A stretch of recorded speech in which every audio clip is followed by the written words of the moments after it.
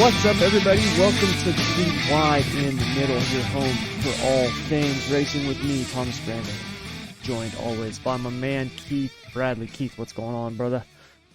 What is up? Oh, nothing much, man. Nothing much. Been crazy week. I know that I usually say that on the pod, like it's been a crazy week, but this week has been madness for me, and that's like really saying something in my world. So yeah, we're it's Thursday and we are running on fumes. I worked 7 days. I didn't have a day off this last week, as per the norm. Not gonna have a day off this weekend. It's just been crazy. I shouldn't say I didn't have a day. I had a half a day off on Sunday, which was actually really fun. So we went on. So Friday night, my son had All Stars. He's made the All-Star team in his little league, and they're playing in the tournament. And we go to the game Friday night, and they lost, unfortunately. And so they're out of that tournament now. And after the game, he was going to go over and spend the night at his cousin's house. And my son is a lot like my little brother. My little brother, when we were growing up, he had this thing about spending the night at people's houses, right? Like when you're a kid, you do that. You go spend the night over at your buddy's house, or your buddy comes and spends the night at your house, right? Like it's just one of those things that you do. Well, my brother, no matter where we would go, always when it got to like, 9, 10 o'clock, like it's bedtime, like he's like, I want to go home. It's like, dude, you're not going home. We're not leaving. It's 10 o'clock at night. We can't go home. Mom and dad are sleeping. The house that we're at, their parents are sleeping. Even if they're awake, they're not going to drive us home. It's 10 p.m. Just get in bed, go to sleep, right? Like, just didn't want to do it. My son is the same way. Like, he's all for it until it comes time to do it. And he's like, I don't really feel good. I want to go home. It's like, no, dude, you're spending the night, right? So Friday night, he's like, I don't know if I want to spend the night. It's like, no, you promised your cousin, you promised Damien that you were going to spend the night. You're going to spend the night. So suck it up, dude, because I'm dropping you off and you're staying and you're not coming back. So he was like, well, hey, on Sunday, he goes, can we hang out? Can just me and you hang out that day? And my son is like a real daddy's boy. It's usually like mommy and their boys, daddy and their girls. Well, for us, it's reverse. And part of that is due to the fact that my daughter is my stepdaughter. I mean, she's my daughter, but she also sees her father a lot still too. So, and her and my wife, her mom, were, for the first 5 years of her life, it was just them. So she's a real mommy's girl, and then we had our son, and my son became like a little daddy's boy. So he's always wanting to hang out with me and spend time with me and stuff. And I do a lot with them, but I'm also very busy working all the time. And even then, I spend probably more time with him than most dads spend with their kids, right? It's one of the reasons why I'm always walking around like a zombie, is because no matter how much I work, I try to spend time with my family. So he wants to hang out on Sunday, and he's like, well, can we go to Millennium? And Millennium is this place over in the town next to us, and they've got like an arcade and laser tag and like a shooting range that you can shoot like airsofts and axe throwing. And then they've also got indoor electric go-karts, like race cars, go-karts. And they're fast, right? For the type of track that you're on, they're fast. They probably do, no joke, I would say 35 miles per hour, 40 miles per hour. I know that doesn't sound like much, but when you're in a go-kart and you're on an indoor circuit, and it's not a circle, it's like a little road course in there. It's fast. And so Sunday we go and do that. And we went and spent like 4 or 5 hours doing that. And so I did have that time of my week I was off work. I worked before then and after then on Sunday, but during that 4 or 5 hours with my son, I was off. So I guess technically I shouldn't say I didn't have zero time off, because I did have a few hours with my son, so that was pretty cool. But yeah, How was your weekend? Did you get anything done? Have any fun? Uh, yes and no. I mean, it's been somewhat really hot, and Oh, then dude, I and if feel it you. ain't really hot, it's freaking smoky from the Canadian wildfires, and if it ain't that, it's freaking raining and storming. Yeah, So I feel your pain on that, dude. I mean, we get a lot of that in California from wildfires. We'll have wildfires that are hundreds of miles away, but they're so huge that you walk outside and there's ash all over your car, right? yeah, Like the like sky is literally orange because like there's so much smoke. it was so smoky here yesterday. You couldn't even see the sun. Yep, Like you knew it was there, you just couldn't see it. yep. Yeah, and our weather out here, we've had a very mild June so far and a very mild May. Normally at this time of the year, we've already had like a bunch of 100-degree days. Now it's starting up. It started up yesterday where we got up to like 97. Today it's supposed to be 102, and by Saturday it's going to be like 110. So it's coming. The Yeah. heat is coming, and I'm not looking forward to it at all. I say piss on that for Yeah, one. yeah. But It just I sucks, mean, dude. at least like here, it could be 110 and then real humid and it'd choke you out. Yeah, see, And that's the thing. We don't have the humidity. and we've not usually by now we've had a couple 100-degree days. We really haven't. Yep. Yeah. We've had a handful, but they weren't typical 100-degree days. Like it was cool. I shouldn't say cool, but it was in the 70s. And then it by, 4 or 5 o'clock it had gotten up to 100, and then by 7 p.m. it's cooling back down again. Where we normally get these heat waves that come through and it's 90 degrees at midnight, right? Like you walk outside, I wake up at 3 o'clock in the morning and I walk outside and I'm like, oh my God, it's still freaking hot. Like, what the hell? And we haven't had those yet. Knock on wood. Hopefully we don't. I'm hoping we don't. I hate that. Yeah, I'm not a big fan of it. Mm-mm. Like I think I've said that a ton on here. Like if it could stay between 50 and 70, it'd be Yep. perfect. I'm with you. To me, that's perfect weather. Oh, it's you could go outside and be comfortable and Yep. not be uncomfortable. Yep. Yeah. To me, I wish that could be my summers. Wake up in the morning, it's in the 50s. By afternoon time, it's in the 70s, and it cools back down again. That's the perfect summer. Because I do like winter. I do like when it gets cold. I do like fall and stuff like that. Like I do like Yeah. it when you go outside and it's like 30 degrees and it's cold. It's chilly and crisp and like the air just seems fresher. Like I do enjoy that. But the whole Like it's 100-degree shit, you can keep that crap. yeah. Like it's cold but not cold enough to freeze your freaking nose when you're Yeah. trying to breathe. Yeah. uh, yeah, like I like the fall seasons.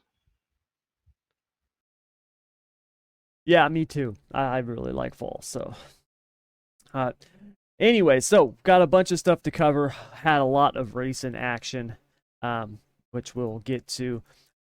Definitely big race last weekend with the High Bank Nationals. We'll cover that in our dirt track recap. We've got our hit or miss portion of the show. We do have four things to cover in that. We got our NASCAR pickup, our GOAT of the week. We've also got an Ask Three Wide question, which is a pretty interesting question asked by Jerry. So we'll get to that later. But first, in the open today, I want to cover something that me and Keith were actually talking about this before we started the show today, but it seems to be more and more prevalent. And it's really this last weekend at Nashville in the truck series, it had a light really shone or shine down upon it with the incident between Haley Deegan and Lawless Allen. And it brings up a much more interesting conversation about younger drivers being fast tracked, right? These rising stars that come up, whether they're buying right, all the things like that. And we see it across all of the forms of racing now. There was a very good example of it in the Power I race at Macon involving, Thomas Mesrell. We'll talk about that in a few moments. But I want to talk about this whole Haley Deegan, Lawless Allen incident because, first of all, it's really amazing to see how the racing fans react when somebody is doing or saying something that they don't like or is attacking their driver. All right. Haley Deegan is a NASCAR truck driver. She is in, for all intents and purposes, what is considered a good ride, and she hasn't had very good results. Okay. She just hasn't. She scored like what, one top 10 this year, four top 10s her entire career, right? She's got like a couple of top 20s this season. Like she has not been doing well. She gets into an incident with Lawless Allen on lap 3 or 4 at Nashville. She drove the truck in down low, lost it. You can see the truck gets loose. I don't know if she caught the apron with her left front. She was close to it, but she drives it in. Truck gets loose. She washes up, hits Lawless Allen. After his truck was wrecked out, Lawless Allen called her talentless. Basically, she does this all the time. It's nothing new. Now, first of all, let me just say this to Lawless Allen. Hi, pot. I'm kettle. You're black. Like, the way that these drivers, this is not just a Lawless Allen thing, it's an everybody thing, but the way that drivers think sometimes boggles my mind. And you see this more and more with these younger drivers coming up, where when they do things, right, when they're at fault, it's an accident. But when it's done to them, the driver who did it is a jackass. That's the way they see it. It's the most stupid, ironic thing I've ever seen. It's so dumb because the lack of self-awareness that you see in drivers now really is mind-boggling. And I think it says a lot to the maturity level of the drivers that are coming up. I really do. When you're a young driver and you're coming up and you're on the throttle and you're fast and you're aggressive, man, that's to be expected. But for some reason, there's this lack of self-awareness that we see, and it seems to be way more prevalent than it ever was before, right? Am I wrong about that, Keith? Is that just me thinking that, or do you feel the same way? No, I think you hit the nail right on the head. Yeah, because I mean, remember, it used to be like there would be like a couple of drivers like that, right? Like you had a Kyle Busch or a Denny Hamlin or a Kurt Busch, right? These younger kids who would come up, they were really fast. Joey Logano, another example, right? They're really fast. They've got a ton of raw talent and they get in over their heads, and then they're also young, fiery. They say things and they lack the self-awareness and the experience, and they gain that over time. We've seen them evolve. But now, when you look at like the Truck Series, for example, that's really all you see. Think about it. When the Truck Series started, and when it was really, in my opinion, in its heyday, look at the drivers who were driving in the Truck Series, right? Like you had, Mike Skinner, Ron Hornaday, Jack Sprague, Matt Crafton. You know what I mean? Like these guys were legit drivers, and they weren't 20-year-old kids. These were experienced drivers. I mean, these guys had done time in Cup racing. You know what I mean? Like Busch Series racing, or Xfinity Series as they call it now. Now it's literally a wreck fest where if you're not in one of the top 3 or 4 teams, you really don't have a chance to compete for wins unless something insane happens. And it's nothing more than a stepping stone to the Xfinity Series. That's really all that it is now. And it's seen as nothing more than a passing through series where the moment you get there, you're looking for the next opportunity to move up, whether it's you buying a ride or you earning the opportunity to do it. And we're seeing more and more of these kids, right? Younger drivers being moved up because they have sponsorships or they have money. And make no mistake, racing is expensive and it matters. Having those sponsors, that financial backing matters. But I got to tell you, it really warmed my heart to see Tony Stewart say what he said when they introduced Josh Berry as their driver next year, where they want somebody who's actually earned it, that's gone through all the stuff and has put in the time and has earned the right to be in that ride. I think that is something we see less and less of. And along with this in the truck series, we're seeing this happen more and more now in dirt racing, where kids now are running sprint cars and late models and modifieds and all this stuff when they're 12, 13 years old, and they're trying to get to USAC by the time they're 15, 16. And look, if you've got the talent, by all means, go for it. But there's a lot of drivers that I think are ending up in rides that they're literally there because, yes, they've got the ability to do it, but more so they have the money to do it. And we're seeing this once again, what we just talked about in the truck series. This, when I do it, it's an accident. When you do it, you're a jackass. You screwed me. You're an idiot, right? Zero responsibility, zero self-awareness. This, if you did not watch if you don't follow Thomas Meserol on YouTube, you've got to follow him because, first of all, it's T-Mez. It's great entertainment. But second, it's a really cool look into the life of a dirt racer, because that's what T-Mez is. He's a dirt racer, right? That's his thing. He's open wheel dirt racer. T-Mez ain't going to NASCAR, right? He's not going to go run Indy. You know what I mean? Like he's going to be driving a dirt car. T-Mez is going to be the Kenny Schrader of open wheel racing. That's what he'll be. He'll be driving a dirt car at 65 years old somewhere. He's going to die racing on dirt. And when they were at Macon, T-Mez is in the lead. McIntosh jumps the start. Meserol was leading. McIntosh jumps the start, gets the lead, which he shouldn't have done, gets the lead. Then Meserol throws a slider while it was green. Caution comes out while Meserol's already in the slider. He comes up, hits McIntosh's nose. McIntosh gets back out in front because of the caution. Then T-Mez passes him, gets the win. And after the race, McIntosh runs up, screaming and yelling, pissed off, whining. Essentially, when the caution comes out, let me slow down, you junked my car, all this stuff. Looked like an absolute whiny brat. That's how he looked.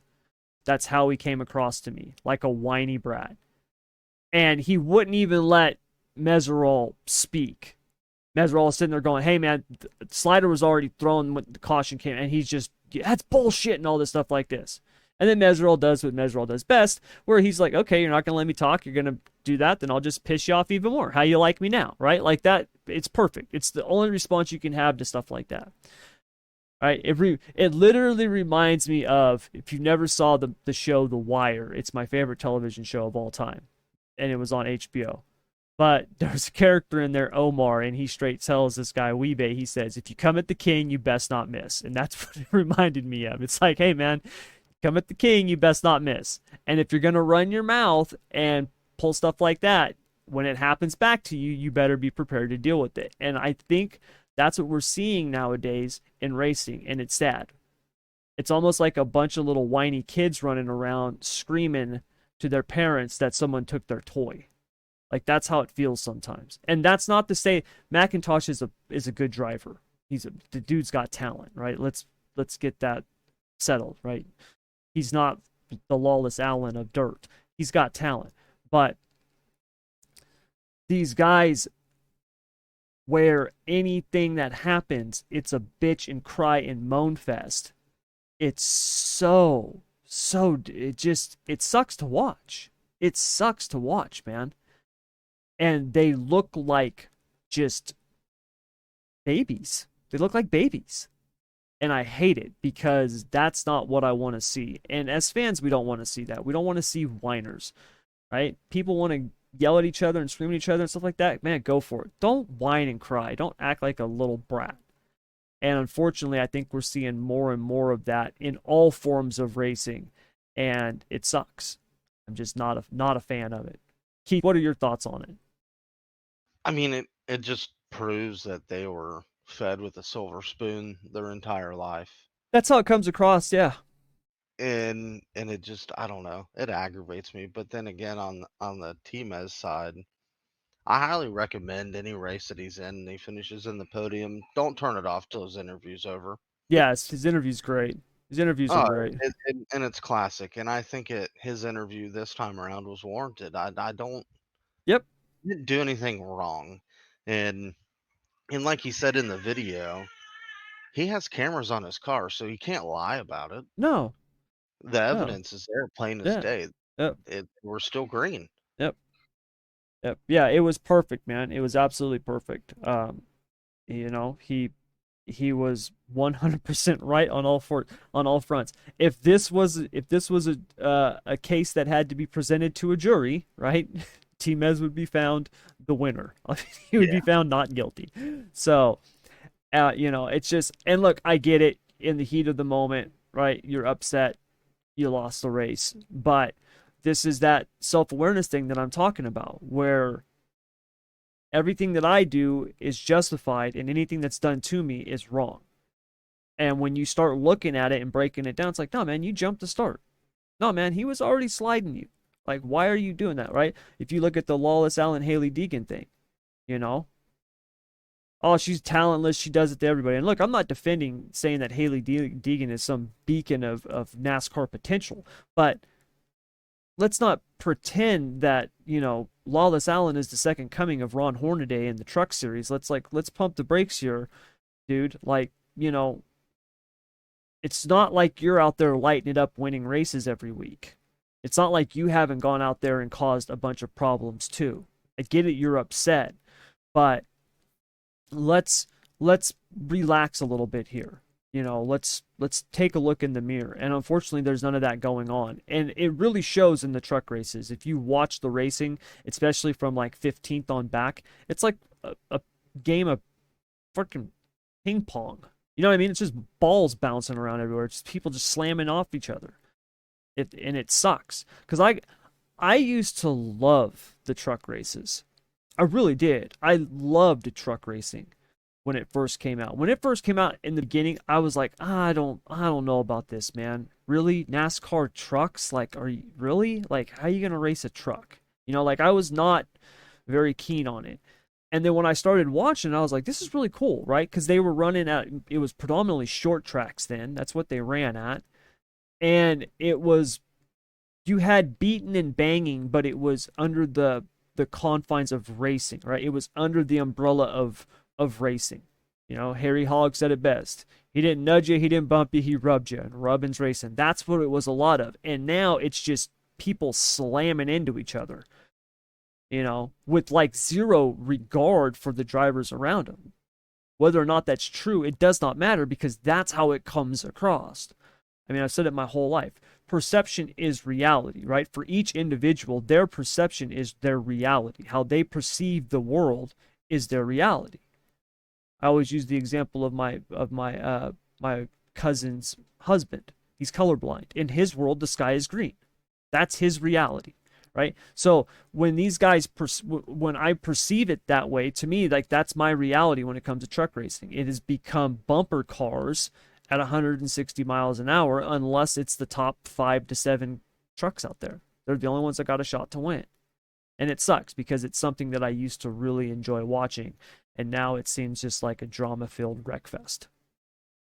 Oh, 100%. Like anymore, the last 3 or 4 truck races have been a wreck fest. I mean, Yep. even the Xfinity races to a point. Yep. Um, I think the difference between now and back then, they were racing at short tracks. I Yep. mean, you're gonna have contact, but now you're racing at high speed racetracks, and guys are being hooked for absolute no reason. Yeah. Yep. Will it change? Don't know. I know something's got to change with it. I wish they would just go back to short tracks and be done with it. But on the other hand, you speaking of Haley Deegan, I think I'm over the Haley Deegan project, if that makes any sense. Like the last 2 years, she hasn't really proved much to me, and I blame the truck racing for that. Yeah, Uh, I think I that's a think big if part of it. yeah, like I think if she was to go to Xfinity racing, she would be able to display her talents a little better. Truck racing, it's a survival Mm-hmm. anymore. If you get wrecked, you get wrecked. If you don't get wrecked, just count your blessings that you didn't get wrecked. Yeah, So, yeah, I'm with you. Um, I would like to see her have a shot in Xfinity just to see do you got it or not. You know what I mean? Give her a season, see how she ends the season because it's going to take her some time to get used to the cars. But towards the end of the season, you should be able to see whether or not there's any potential there. I'm with you but then because in the truck stuff, the truck series, it is not helping her cause right now. no, no, and we've seen it with Carson Hocevar. He's jumped in an Xfinity car and he's been pretty good. And I really think Carson Hocevar is starting to mature a little bit. I mean, we've seen him right hook guys and just wreck people with no care in the world. And here lately, he's been pretty good. But I want to speak on the Tony Stewart stuff that you were talking about. The comments where he said Mm-hmm. he'd rather have talent over money, and I think that's a proven fact with Tony. We've seen him take a gamble on a young Chase Briscoe. Yeah. We know he didn't bring no money to the table. He was volunteering in ARCA shops, and he's one of the true ones that worked for his ride. And then we see him do it with Ryan Preece, and Tony's the type that he'll give you time to learn. Yep. I think he'd prefer to teach these guys their way instead of, well, you brought 30 million to the table. The ride's yours. You don't know how to drive, but we're going to teach you. Yeah. It Yeah. shouldn't be that way. Not No, it not in the shouldn't. high level of the Cup Series. Nope, it shouldn't. That should be the best of the best. Period. And You know. and to be honest, I really think they hit a home run with going and getting Josh Berry. I I think do he proved too. I think he proved a lot in the 9 car, Yep. and like Tony Stewart said it best, Hendrick helped them more than they hurt him. They gave him free laps in the car, and Mm-hmm. then Stewart Haas was able to evaluate him a little further. Yep. So it was a Exactly. win-win scenario. And for Josh Berry, he ought to feel good about it because Kevin Harvick was in the mix, hand picking these guys too. So Yeah. Yeah, it's an awesome situation and I really couldn't be happier for somebody that I don't know. Like I'm really happy that he got that ride and I think it's great, you know, to see him come from where he's come from to be able to land a ride with a good team. I mean, they've been struggling this year, but I don't expect them to be struggling for long.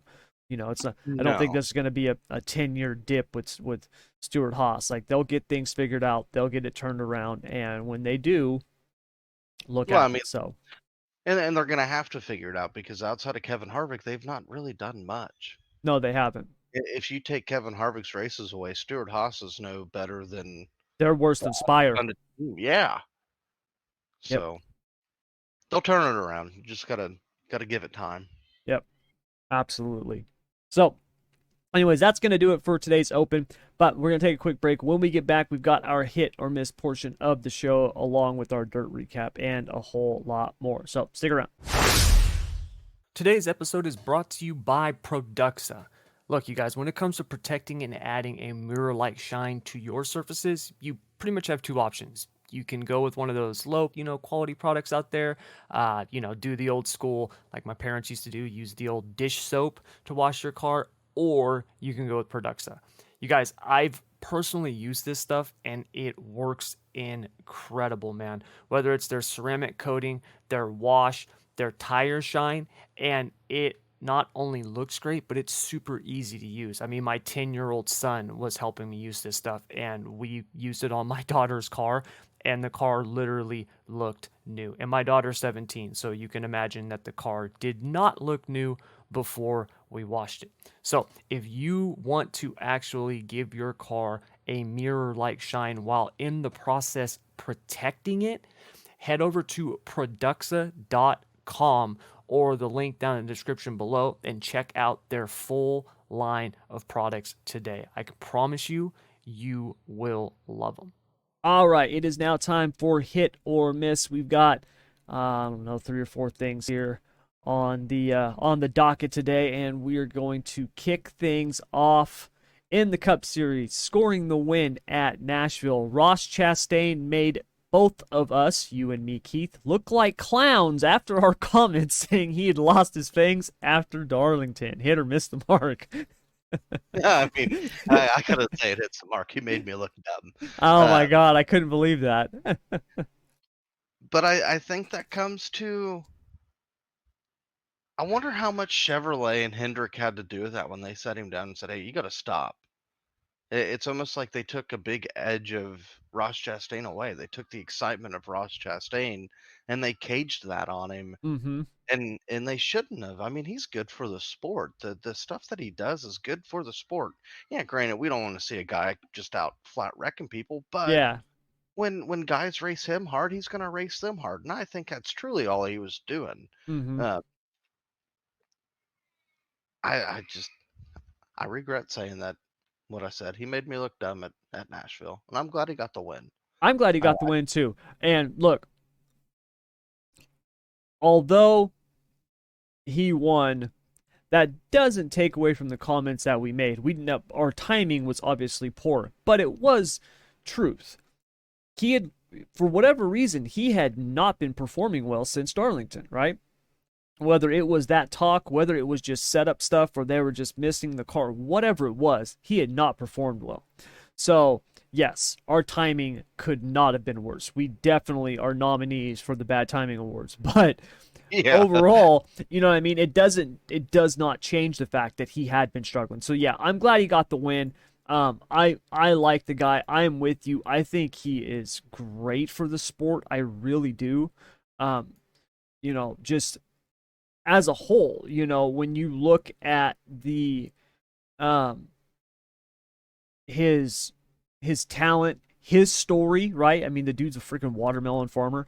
To come up the way that he's come up, to race the way that he's raced, be as good as he is. I mean, right now he's literally like what, third in the points, and I think in the playoffs he's like third or fourth. I mean, he's had a good year. He's only got the one win, but still, he's put himself into the playoffs now. I think we will see him get another win now that he got that first one. Right? I really do, because we talked about it before. Once you get yourself locked in, you can be far more aggressive now. Those wins can come.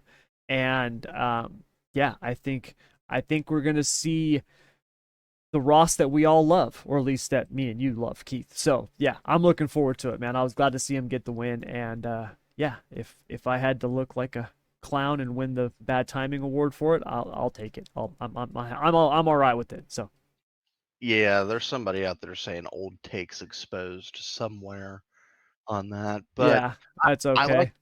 I like top five Ross. I don't like racing 22nd to 30th No, Ross. me neither. Oh, me neither. All right, moving on. Where up there it is. Okay. Um, NASCAR has zero excuses for not having safer barriers on the inside walls at all of the tracks. This was brought up after Ryan Blaney's accident where he smashed the inside wall at Nashville. So, hit or miss the mark, Keith? I think it hits the mark. I mean, these cars, they're it's almost like wherever there ain't a softball, they're gonna find it. They I are. They mean, always do. They uh, always do. I don't get. yeah, I don't know how we're still having this conversation. I don't even know. especially now with the new car because the new clips aren't in the cars yet. No, as They, rigid they, as these things are and the concussion issues and stuff, you would have thought this would have been figured out already. yeah, and it was kind of terrifying and scary to watch because what it made me think of is when Kyle Busch found the non-soft wall at Daytona and broke both legs. Mm-hmm. With the speeds of these cars, with how rigid they are, and they don't take front end impacts, rear end impacts as good as I'm going to say as the old cars. I mean, the old cars were safer to a point. Yeah. there's no excuse for it. And then for Ryan Blaney, mention, well, I'll pay for it. He shouldn't have to. No. Shouldn't have to at all. I think the next time we come to, not we, that they go to Nashville Super Speedway, there better be a soft wall there. If Yep. not, I think there should be a discussion about it Yep. because Absolutely. they want to sit and I'm speaking of NASCAR. They want to sit and preach about how they're so safe and safety this and safety that. Yep. Put your money where your mouth is. It's time to fix it. Yeah, exactly. It is time to fix it. So, yeah, I'm hoping they get that thing fixed, and yeah, they there should be, if there's a wall inside or outside, it should be fixed. It should have a soft, safer barrier on it. You know, what are we doing? I don't even get it. I don't even know why we're still having this discussion. So yeah, I'm with you. All right. Next up, this week's Chicago Street Race will be an awesome race. Hit or miss the mark? I'm gonna say miss the mark for now, just because we don't know. There's a huge unknown of the street course. We've never seen a NASCAR race on the street course. We Mm-hmm. don't know how well the street's gonna hold up to these race cars, and the safety of the track. That's what I'm concerned about. Not just the safety of the track, the safety outside of the track. Mm-hmm. Um, because let's be honest, they ain't going to the safest city in the world. They're going to, I would say, one of the most dangerous cities in the world. So, um, I'm gonna table my opinion on it till next week. But as of now, it misses the mark. I hope Yeah. it's good. I Uh, hope it. I hope I have another bad take here. Yeah, I'm gonna be honest with you. I don't know. I'm with you. I'm gonna say miss the mark just because we don't know in terms of the racing. But I am looking forward to it because I've raced this in the sim. Now, keep in mind it's a sim, but this iRacing sim, they laser scan this stuff, right? So for those of you guys who don't know, they use like lidar technology on this. It's very, very sophisticated. I have a friend who works in a company that does this, and they can like map. You can map anything with this technology, and it's extremely accurate. In fact, the Chili Bowl actually went to iRacing because they were having an issue with the track in real life, and iRacing was because they looked at the data and was like, "Oh yeah, you've got this right here. Like this needs to be fixed." So it's extremely accurate.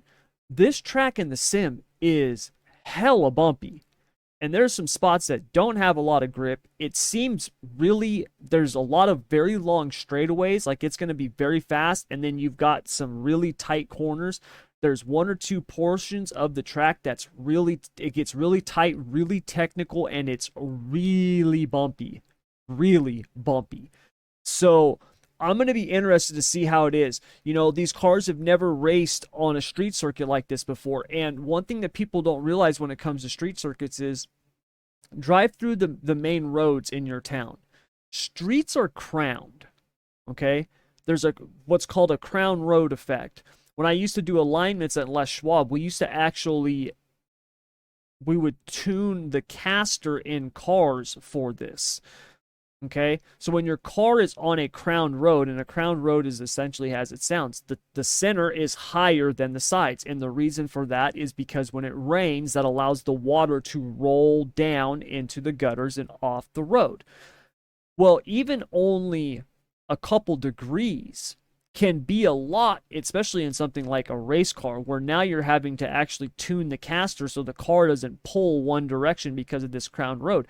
And when you talk about doing a left-handed turn and you're coming across a crowned road and you've got an inverse banking, meaning the banking is falling off the opposite direction you were going, I think we're gonna see some carnage. I do. I don't mean like cars just being destroyed and barriers coming down, stuff like that, but I think we're gonna see people lose it just by themselves, wrecking, spinning out.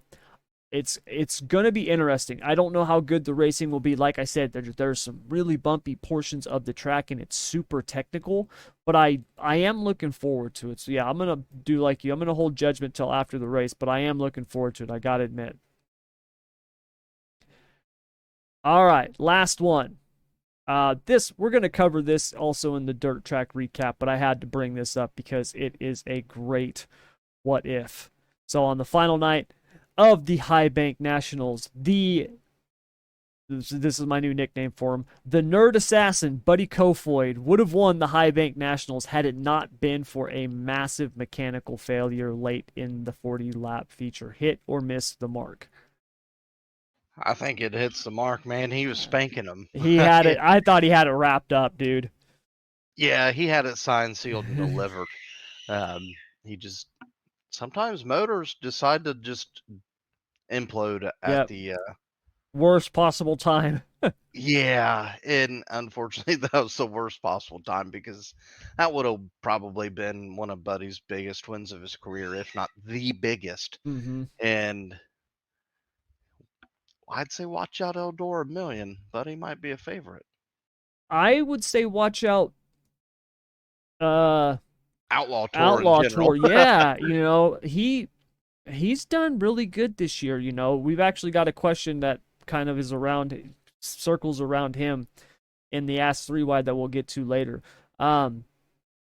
He's good, man. He's good in anything. I mean, he's good in anything. So, yeah, I'm with you. I think he would have won that race. Obviously, we'll never know. It's a great what if, but you look at when that happened. They were on lap 32. I mean, there was only like 7 or 8 laps to go. He was walking the field. The only thing that would have really screwed it up would have been a caution and then, gravel or somebody getting the jump on him or a mechanical failure. And it was a mechanical failure. So, yeah, tough break for those guys. I really felt bad for him. Obviously, big congrats to David Gravel. So, yeah, we'll talk more about that here in just a moment. But anyways, that'll do it for the hit or miss portion of the show. And we're going to head right into our dirt track recap because we have had a couple weeks of dirt racing because we were off last week. We've had some interesting dirt races. So, kicking things off on the Outlaw side, we had the last weekend, not last weekend, the weekend before last weekend, we had the Jim Boyd Memorial at Beaver Dam Raceway. Giovanni Scelzi got the win on night number 1. And our question of where's Sheldon Hodenshield, he got a win too. Apparently, our last podcast, the people we were talking about, Ross Chastain and Sheldon Hodenshield, apparently they were listening, I guess, or divine intervention told them to make us look like clowns because Sheldon got the win also, which was really good to see. Did you see that race, Keith? I didn't watch it, but I seen the update that Sheldon won. And yeah, I fist bumped the air and need about 5 more of those, Sheldon. Yeah. He's had a tough season, but yeah, he won that race. He pretty much dominated it. I think he led like 30 laps or something like that. I mean, he started up front, which was good.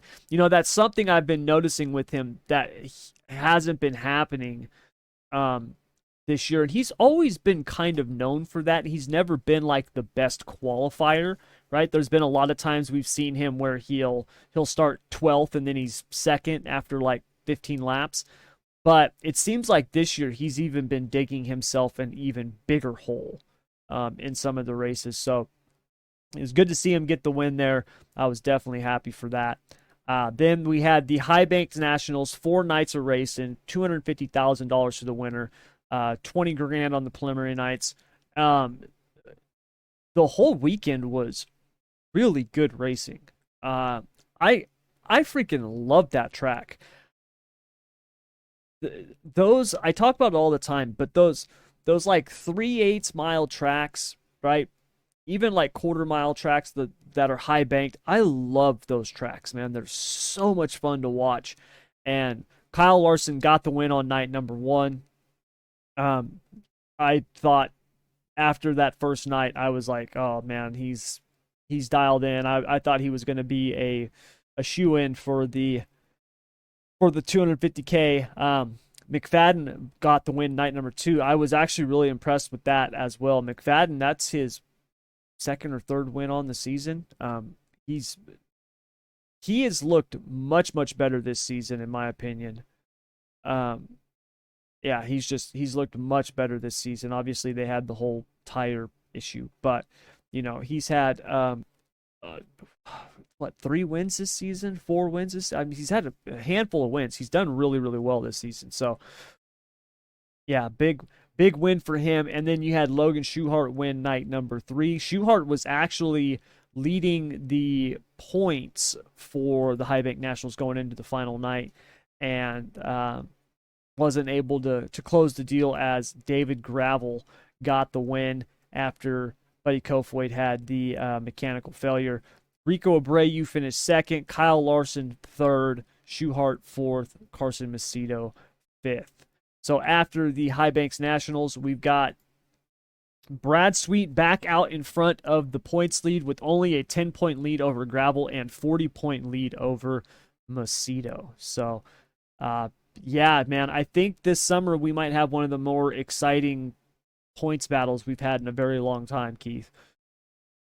I completely agree. It's almost like this time last year we had the same exact conversation about the same exact people. Mm-hmm. Um, David Gravel's starting to build some momentum. If I'm Yes. Brad Sweet, might be a little worried. Yep. Yep. I'm with you, man. Um, Gravel's been one of those guys. He always qualifies well. He always is up front, and he never seemed to close the deal. And he's been closing it this season. He has, man. So, yeah, big weekend for him. I mean, anytime you can win 250K, that's going to be a big weekend. Now, the really cool part is that they announced that it'll be back again next year, which is pretty freaking awesome. And I think that's one of my favorite World of Outlaw weekends. Is the Me High too. Bank I love Nationals. it. Huset's, man, it's so underrated. That's an underrated racetrack. That's a track that doesn't get a lot of love, and it It should. is. The racing that it puts on is spectacular. Mm-hmm. Yeah, it is. It's a phenomenal one. We need it on iRacing. I'm We just do. saying. We do. I've been saying that for a long time. I would love to see that on the sim. So, yeah, it was really, really cool. So, now on the late model side of things, we actually did have a big event last weekend as well.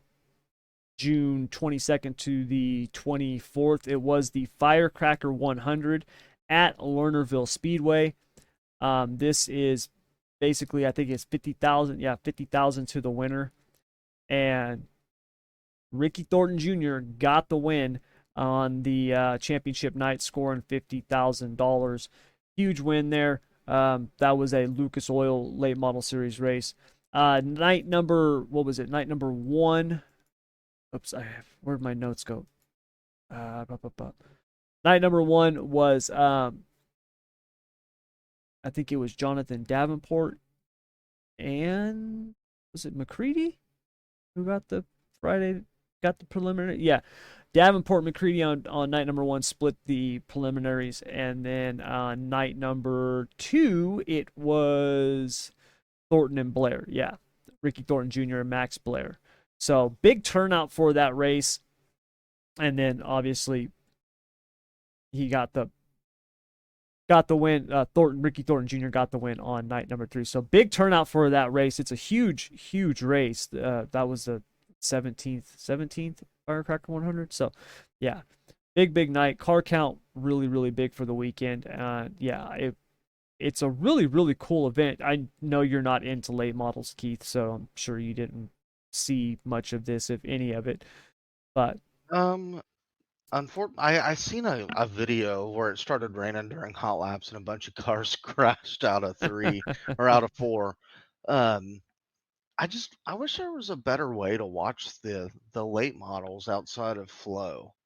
Um, that always I know they're racing like damn near every night. It seems like yeah, somewhere. I wish there was better ways to watch these races and not pay out the ass to watch them, yep. because here lately, I know I'm not a late model guy and I'm about to catch a ton of flack from my sprint car guys, but here lately, late model racing's been pretty exciting to watch. Yep. It has been. It has been. And it was crazy because Jonathan Davenport was on the pole. And usually, big money race, Jonathan Davenport up front. I mean, it's almost a guaranteed bet. You know what I mean? Like if I was running a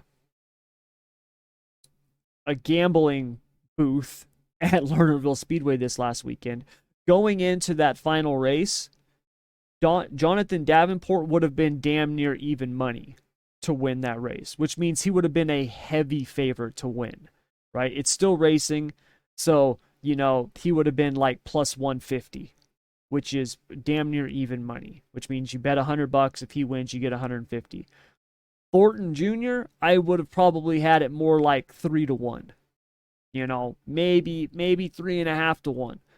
And keep in mind, he's really good. It's just we've seen Davenport in these races deliver so often.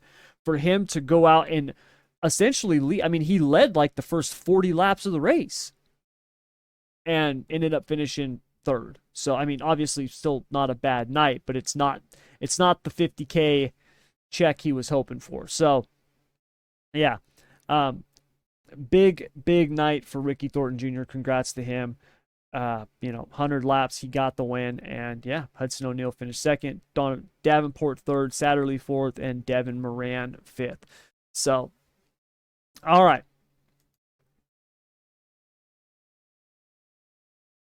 The last thing I want to cover on our dirt track recap is we're going to talk a little bit about, I want to talk some about the King of the West series, which is out here. And the reason why I want to talk about it is because there is a driver out here that is essentially whipping everyone's ass. And some people that I hold in really high regard, really high regard, are talking about the driver who's doing this, which is Corey LaJoie.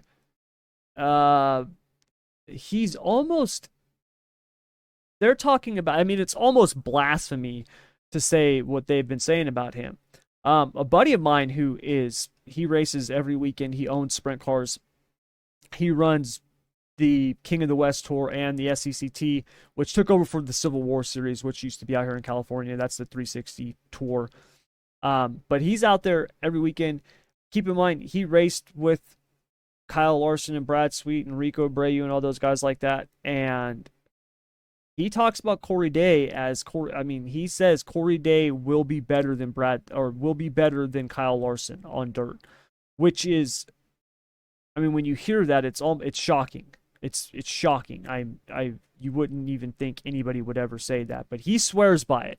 And if you watch Corey Day's races lately, he has been dominant. Like, it's been insane.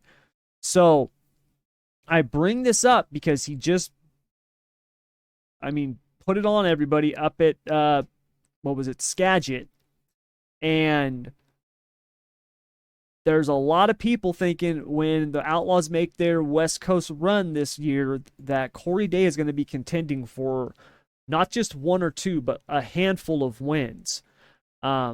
Keith, have you seen anything on Corey Day? I know this is outside your realm, being out here on the West Coast, but have you seen any of his races before? He ran with the Outlaws last year out on the West Coast swing.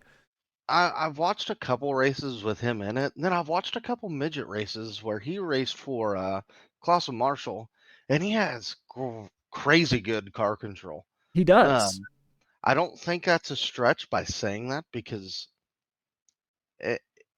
it's so hard to have really big speed and car control all in one. Yeah.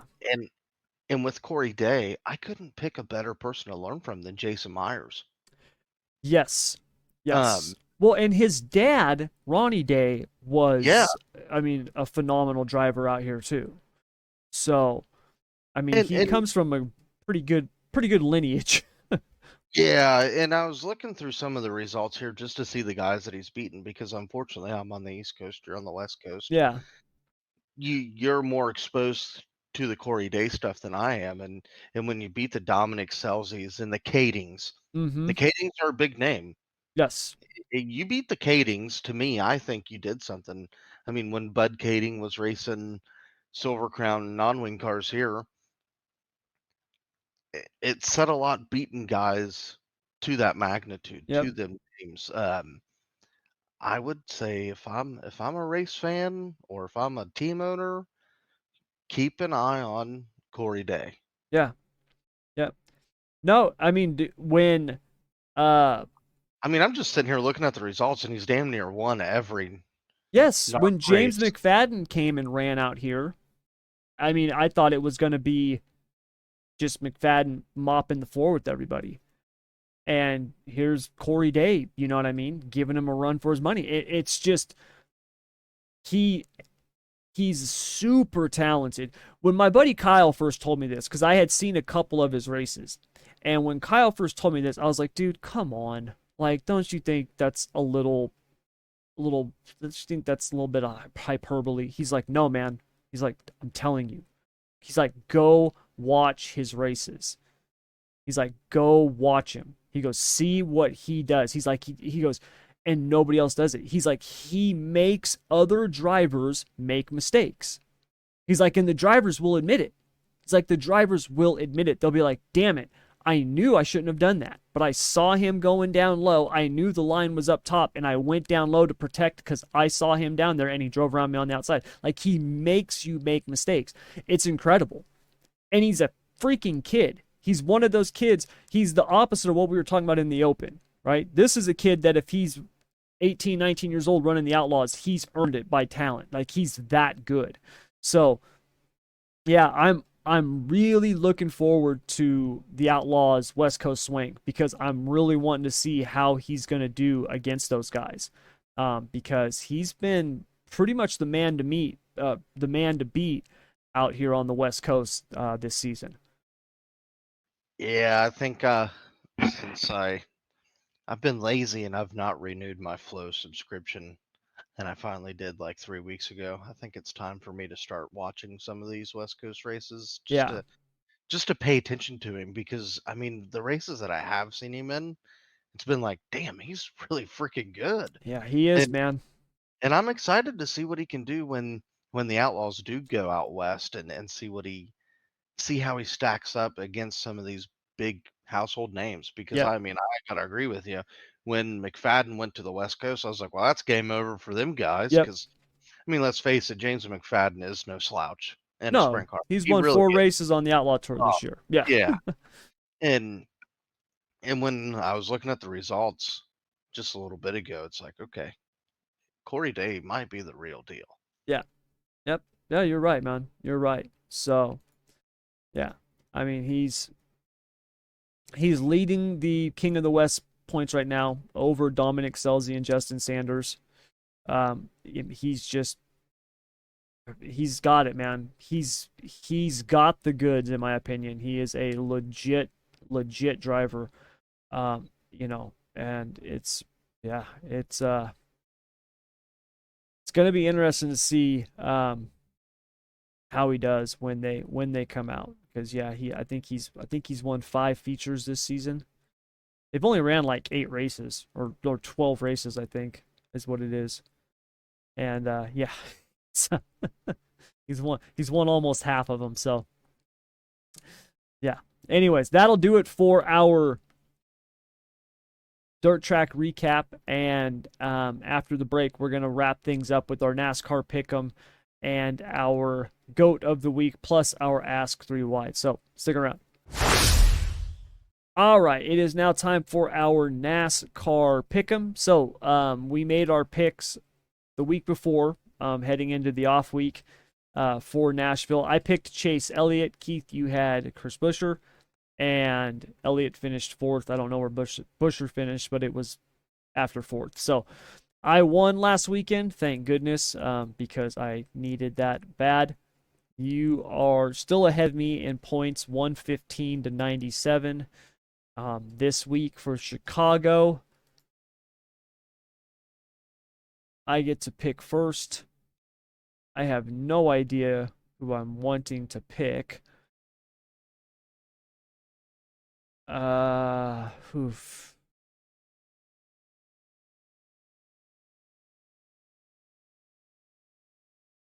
Trying to think here. Have I already picked Reddick?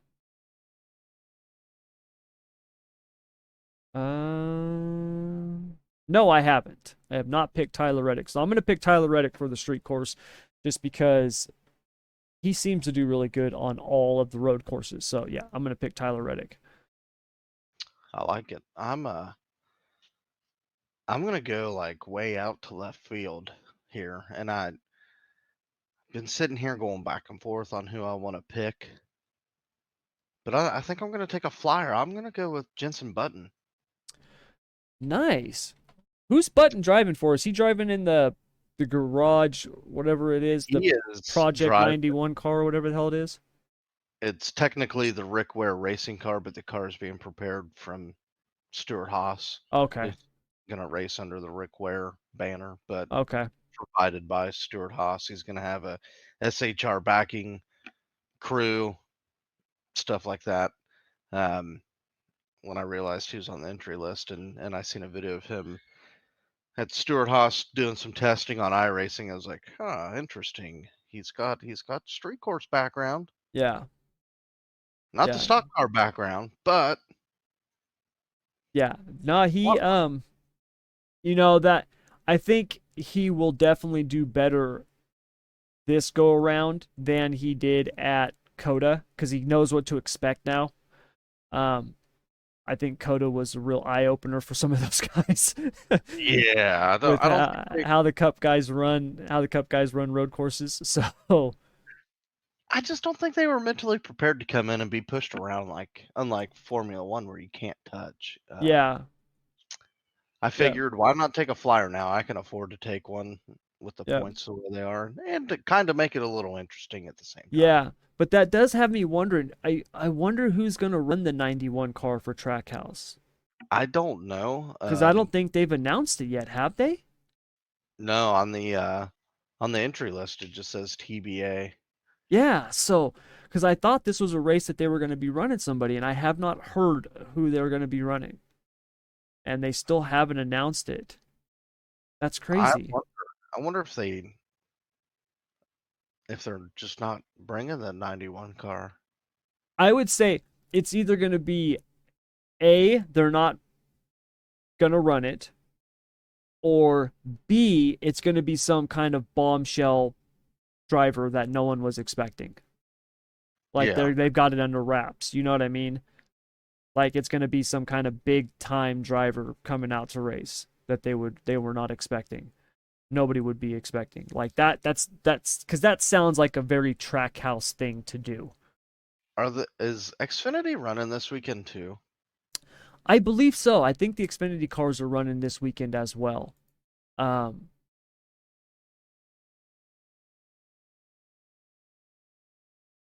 Oh yeah, they are. yeah, they are. So That's interesting because I figured they'd have a car or driver announced for the 10 for colleague. yeah, I wonder if they kind of use the same person. What if Jordan Taylor comes and runs? I don't know, something to yeah, definitely watch yeah. because Something to think about. I don't know how long they have to enter the car. I mean, obviously it's entered. It's on the entry list. They just don't Mm-hmm. have a driver named. I don't Yep. know what the deadline to that is. I don't even think there is a deadline, to be honest. Yeah, I don't think so either. Interesting. Yeah, Because but we'll have to wait and see. I thought for sure Trackhouse said they'd have the project car there. Yeah, me too. Yeah. So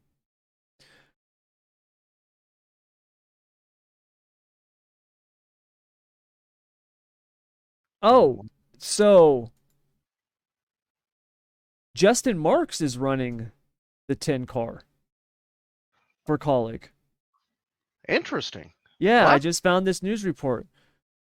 Kaulig oh, Racing adds Justin Marks to Xfinity Series lineup. It says that Kaulig announced that Justin Marks will drive the number 10 Jockey Chevrolet in the July 1st NASCAR Xfinity Series race on the Chicago Street Course. Oh, that's awesome. I remember seeing that because there was a big talk about it because it's a weekend where Mm-hmm. Cup drivers can't cross over and run Xfinity races. That's actually a smart move for Justin Marks. Yeah. Because I mean, let's be honest, Justin Marks ain't a dumb racer. He's a really No, good he's a racer. Yeah. And he does have so, experience on street courses. So, so that might help Suarez and the Melon Man. yeah. Yeah, that's interesting. Yeah, I'm looking forward to it, man. I think it's going to be an interesting race. I have no idea if it'll be good, but it'll be interesting. So, So I seen one report, not to get way off topic, but it's got to do with the Chicago race. I seen where NASCAR has hired a bunch of extra security for this weekend, and drivers individually have hired a bunch of extra security. So let's just hope that it's a safe weekend because as I've been saying, Chicago is dangerous. I think everybody knows that. yeah. It's a very dangerous town. Yeah. And in my worry with the Chicago race in Chicago is the 4th of July weekend. I think that just I hope it proves me wrong. Me too. I'll I'm leave it with at you. that. I hope everybody stays safe, nothing serious happens because it Chicago at night, I don't know if you've been to Chicago. I've been there once I've for never work. been there. And we had a we had a so the company I worked for, we were doing work with telephone poles, and we had a tough book stolen out of our work truck in broad daylight. Yeah. No, I've heard horror stories. I had a friend who lived back there for a couple years, and yeah, I yeah, I've heard a lot of horror stories. I imagine the city of Chicago, because they're going to have such a spotlight on them with the racing and all that stuff this weekend. I would imagine they would have increased security. Police would be on it. You know, the last thing they want is something like that to happen. So yeah, hopefully it'll be a safe weekend, and everything will go off without a hitch, and we'll have some good racing. So, all right, that'll do it for the NASCAR Pick'em. Next, we're going to do our GOAT of the week. So, Keith, who was your GOAT of the week? Ooh, man, there's so many to choose from. I've got to go with David Gravel, winning the High Bank Nationals in his backyard. I'm gonna say, and his big supporter, his big sponsor being Huset's. Can't go wrong there. I don't think. No, that's a good pick. I'm with you. When you can show up at your biggest sponsor's, event and win $250,000, yeah, that puts you in GOAT status. So yeah, nice pick there. I like that one. My GOAT of the week, going a little bit different. I am going to go with Josh Berry. We talked about him potentially getting the 4 ride. They made the actual announcement. It's been confirmed, all that stuff. And to me, it's just cool to see. It's just it's kind of a callback to the NASCAR that we grew up with, where you heard stories about these guys grinding the lower levels until they're late 20s, early 30s, and finally coming up and making it to the Cup Series. I remember when you remember the original Gillette Young Guns in the NASCAR Cup Yeah, Series. Do you remember that? And yeah. it was like Dale Jr., Matt Kenseth, right? Those guys, and they were in their like late 20s, and they were considered the young guns. Now, that's considered old. You know what I mean? Like when you look at the guys coming in, where you've got the Ty Gibbs of the world, right? And the Reddicks and all these guys who are coming in their early 20s. To see someone like Josh Berry grind and make it just through perseverance and talent and hard work, it's awesome to see. So yeah, Barry's my goat of the week. And I don't think he could have picked a better team to go to. I mean, Josh Berry paired with Rodney Childers could end up being a home run hit, I think. Yeah, I like it. They both have a similar background. They're both a similar type of person. And I see a lot of similarities between Josh Berry and Kevin Harvick. And I'm excited not only to see Josh Berry go to the four. Now I got a new favorite driver, I guess. I gotta switch gears to. I'm excited to see what he does to the Kevin Harvick late model program Yeah, me too. and Me too. how that affects the Dale Jr. late model program because Josh Berry was a big key factor of that late model Oh program. yeah. And and now I'm curious to see how it's going to change or if it changes anything at all. Yeah. Yeah, it is going to be interesting to see what happens on the late model front because yeah, that's a Josh Berry was a huge Because part of the JRM late model I, program. I know Josh said he's going to drive the 62 for Kevin at some point. I would imagine. I love the fact that some of these Cup guys are going down and doing that. I think it's awesome.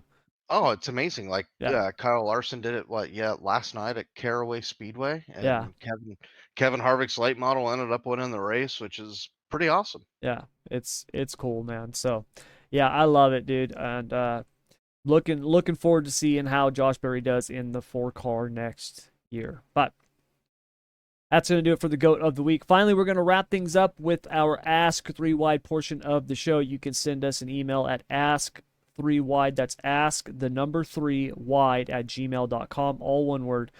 And there's a really interesting question from Jerry. So he said, Tommy Keith, love the show. I got a question for you, though, about these guys going wing racing. After his recent success, but we talked about Buddy Kofoid, potential success. He almost had success. He has gotten an outlaw win this year, but after his recent success, should Buddy Kofoid go full-time wing racing, and will other non-wing guys follow suit like Sunshine? Will we see Justin Grant, Logan Seavey, T-Mez, etc. wind up in wing cars because of the money? Thanks, love the show. All right, so Keith, what are your thoughts on this? We've talked about this before. Tyler Courtney going wing racing the way that he did, having the success that he's had, was a big deal. But we are seeing more and more of these guys going wing racing now. Yeah, and a lot of it's got to do with chasing the money too. I It mean, it 'cause does. let's be honest, this is their job. This is how they make their living. This is how they feed their families. I could see it, but on the other hand, some of these non-wing guys, they were wing guys to start and then went non-wing racing. Mm-hmm. I know we see Justin Grant dabble into the wing stuff here and there. Brady Bacon, the most recent, and has won an outlaw race. It wouldn't surprise me to see more of them go just because of the dollar figure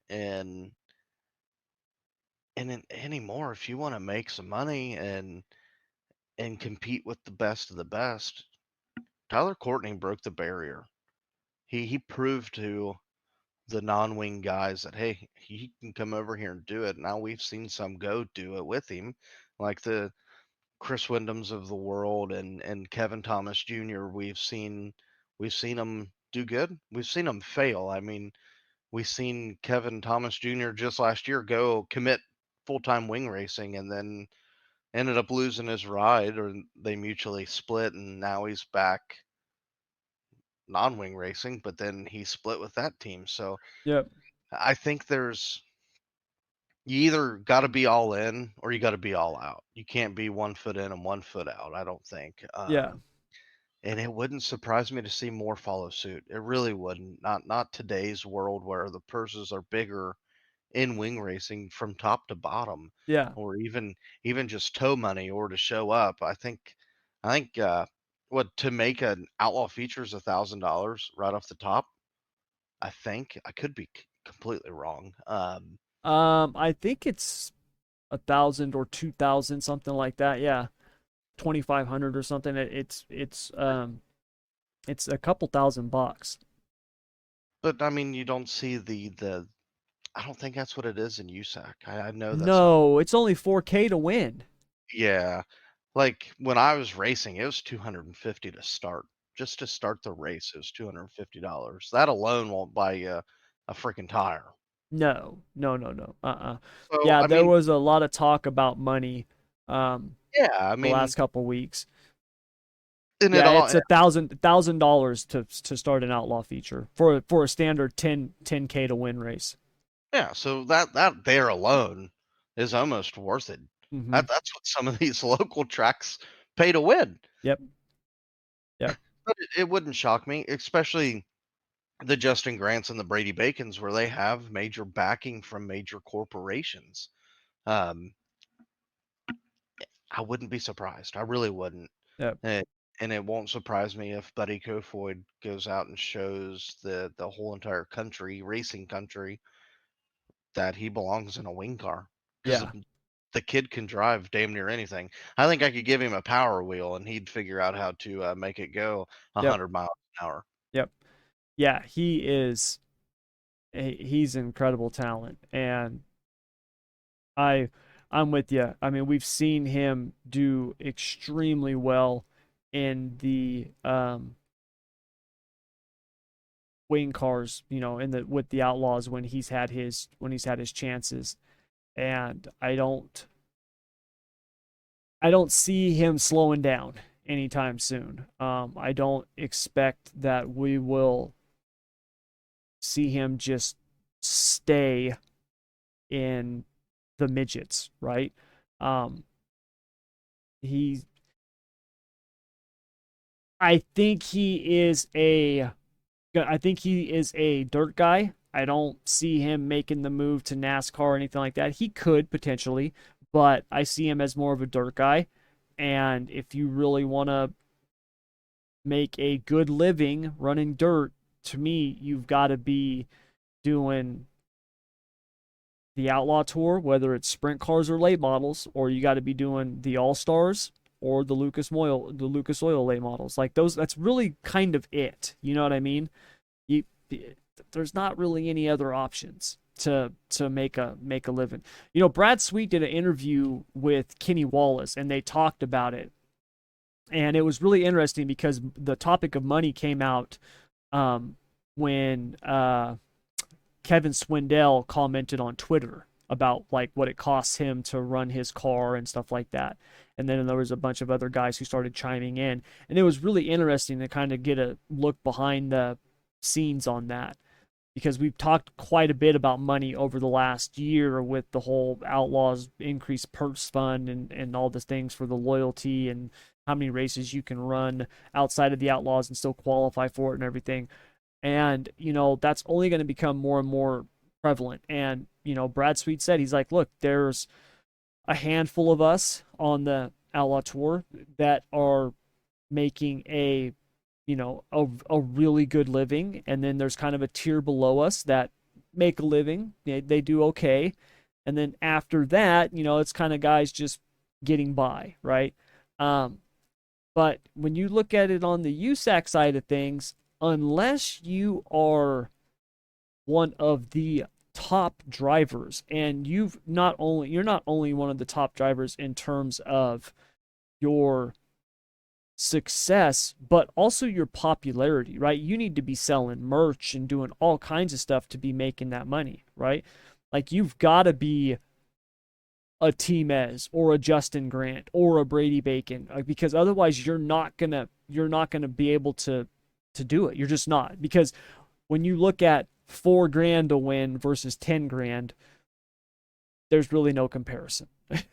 There's just not. So yeah, I think we will see Kofoid running sprint cars full time.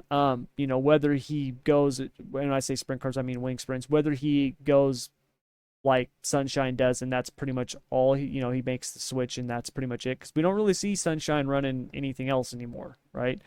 He might hop into another car at the Four Crown or something, but for the most part, he's a wing guy now.